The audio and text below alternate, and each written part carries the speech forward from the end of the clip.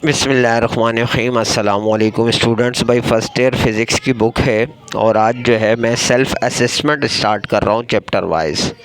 तो self assessment के जो क्वेश्चन हैं वो फ़िज़िक्स में चैप्टर नंबर 2 से स्टार्ट हुए हैं। तो मैंने भी चैप्टर नंबर 2 जो है फ़िज़िक्स का उसके सेल्फ़ असेसमेंट जो क्वेश्चन आए हैं उनके आंसर्स मैंने यहाँ पर आप लोगों की आसानी के लिए बना दिए हैं।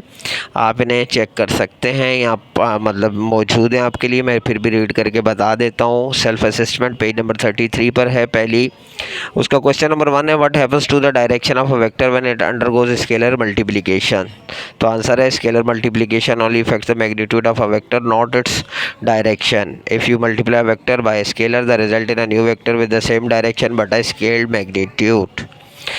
इसी में क्वेश्चन 2 है, ये एक न्यूमेरिकल टाइप है, छोटा सा क्वेश्चन है। वैल्यूज़ दी हुई हैं वेक्टर कंपोनेंट्स की 3, -2 और -1, 5 और a+b करना है। सिंपल मैथमेटिक्स है। a के जो कंपोनेंट्स हैं उनको b के साथ हमने ऐड कर देना है। आपके सामने यहाँ मैंने ऐड 2 और 3 आ रहा है।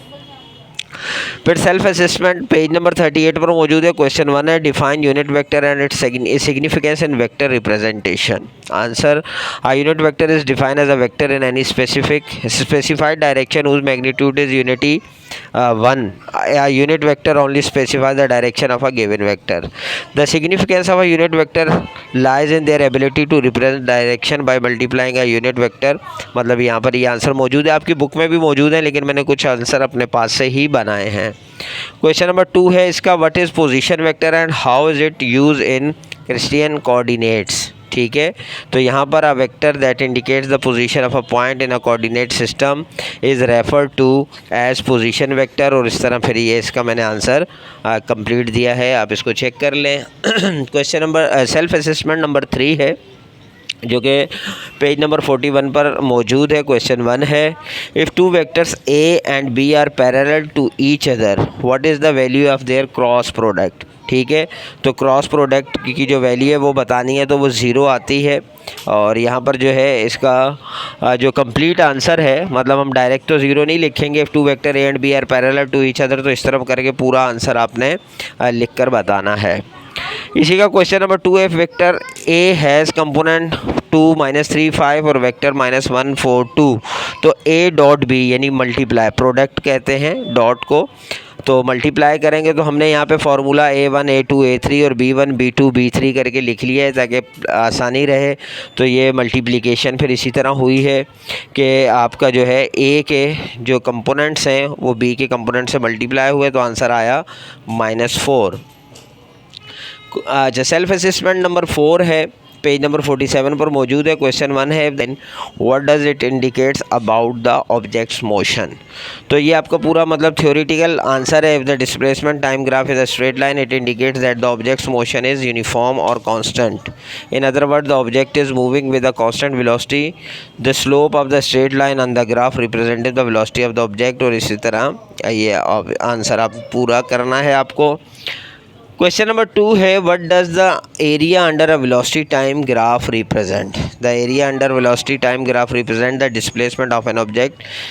Specifically, if you have a velocity time graph and you calculate the area under the curve within a certain time interval, that area corresponds to the displacement of the object during that time if the velocity is constant। तो इसी तरह इसका answer worrying velocities तक पूरा है, वो आप उसको देखें। फिर है सेल्फ असेसमेंट, लास्ट असेसमेंट है 5, पेज नंबर 52 पर मौजूद है। When an object is projected horizontally how does it vertical velocity change over time. तो ये ज़्यादातर थ्योरेटिकल आंसर हैं और थ्योरी मतलब आपकी बुक में भी ये मौजूद है, मैंने भी आंसर बना दिए हैं आपकी आसानी के लिए। आप चाहें तो अपनी बुक में भी मतलब थोड़ी सी मुश्किल होगी लेकिन मिल जाएंगे, लेकिन यहाँ पर मैंने बना दिए हैं, आप इनको रीड कर लें। बिल्कुल एप्रोप्रिएट जिसको कहते हैं ना, क्वेश्चन का आंसर मौजूद है। क्वेश्चन नंबर 2 है, can the range of a projectile be increase by increasing its initial velocity, explain your answer. ठीक है, तो अगर मतलब इनिशियल वेलोसिटी को इंक्रीज़ किया जाए तो क्या प्रोजेक्टाइल इंक्रीज़ हो जाता है, उसकी रेंज जो है इंक्रीज़ हो जाती है। तो yes the range of a projectile can be increase by increasing its initial velocity. The range of a projectile horizontal distance traveled is influenced by various factors, and one of the most significant is the initial velocity of the projectile.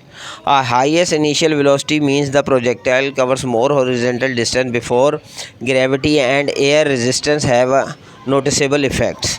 In general, the range r of a projectile launch at an angle theta with an initial velocity V यानी initial velocity को हमने कहा है can भी calculated, ठीक है, using the formula.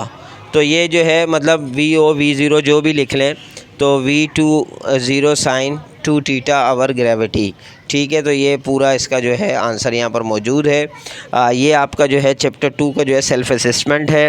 अगर आपको और चैप्टर्स की भी नीड हो, अगर मतलब ज़रूरत है तो फिर बताइएगा, मैं नेक्स्ट चैप्टर्स की भी सेल्फ़ असेसमेंट बना दूँगा, केमिस्ट्री की भी और फिज़िक्स की भी.